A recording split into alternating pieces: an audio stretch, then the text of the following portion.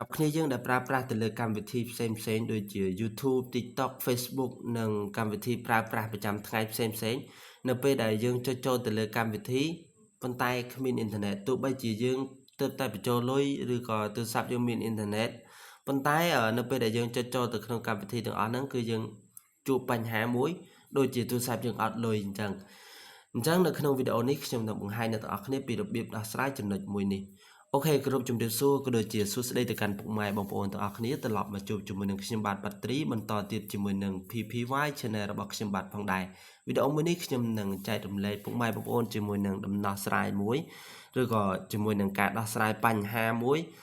នៅពេលដែលបងប្អូនយើងមានអ៊ីនធឺណិតហើយប៉ុន្តែនៅពេលដែលប្រើប្រាស់កម្មវិធីផ្សេងៗហ្នឹងគឺវាអត់ដំណើរការអ៊ីនធឺណិតទេអញ្ចឹងយើងអាចចូលទៅបើកបាននៅក្នុង app setting អញ្ចឹងអ្នកទាំងអស់គ្នាអាចចូលទៅក្នុងកម្មវិធី setting មកខ្ញុំ clear ចេញសិនហើយយើងចូលទៅក្នុងកម្មវិធី setting sorry ខ្ញុំសូមបន្ថយពន្លឺបន្តិចអ្នកទាំងអស់គ្នា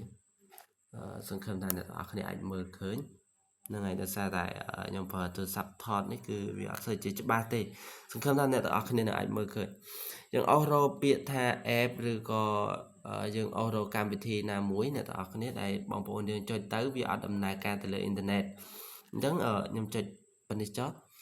ឧទាហរណ៍ថា YouTube ចុះអ្នកនរគ្នាចុចទៅលើ YouTube មកហើយយើងមើលកន្លែង data seller នេះវាជួបមុខងារមួយនេះអ្នកនរគ្នាយើងហ្នឹងហើយនៅពេលដែល data seller នេះវាបិទបែបនេះអញ្ចឹងយើងត្រូវបើកវិញបើកនៅពេលដែលយើងបើកបែបហ្នឹងគឺវាអាចនិយាយបានថាវាអាចដំណើរការមកវិញធម្មតាបើសិនជាគ្នាយើងបិទបែបនេះអញ្ចឹងគឺនៅពេលដែលយើងចុចចូលទោះបីជាយើងបើកអ៊ីនធឺណិតកន្លែងនេះក៏វាអត់ដំណើរការដែរមានន័យថាយើងដូចជាគ្មានទូរស័ព្ទយើងអត់លុយអញ្ចឹងនៅពេលដែលយើងបិទកន្លែងនេះហ្នឹងដូចទូរស័ព្ទយើងអត់លុយអញ្ចឹងនៅពេលដែលយើងបើកមកវិញគឺទូរស័ព្ទយើងដំណើរការធម្មតាអញ្ចឹងបងប្អូនយើងអាចបើកគ្រប់កម្មវិធីទាំងអស់ហ្នឹងហើយយើងចូលទៅយើងបើកគ្រប់កម្មវិធីដូចជា Facebook យើងចូលទៅយើងមើលកន្លែង data seller នេះរូបនេះបងប្អូននៅពេលដែលបិទបែបនេះគឺ Facebook យើងអត់ដំណើរការទេអញ្ចឹងបើសិនជាបងប្អូនយើងចង់ដំណើរការឡើងវិញគឺយើងត្រូវបើកបែបនេះអញ្ចឹងមុខងារមួយគឺតែងតែមានលក្ខណៈថាមានដំណោះស្រាយហើយក៏មានគុណសម្បត្តិនិងគុណវិបត្តិផងដែរបើសិនជាគុណសម្បត្តិវាគឺ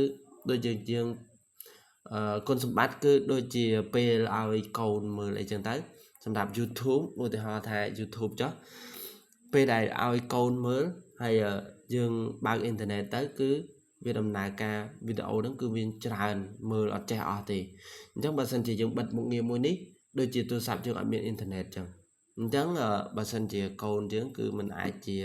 រកឃើញទេនៅការបិទបែបនេះបើសិនជាបើកអ៊ីនធឺណិតកន្លែងនេះគឺអាចរកឃើញបើកបានធម្មតាវាបើកធម្មតាប៉ុន្តែបើសិនជា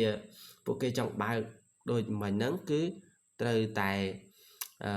បើកអត់បានទេចឹងបើនេះជាគុណសម្បត្តិនិងគុណវិបត្តិសម្រាប់ការប្រើប្រាស់ទៅលើមុខងារមួយនេះផងដែរ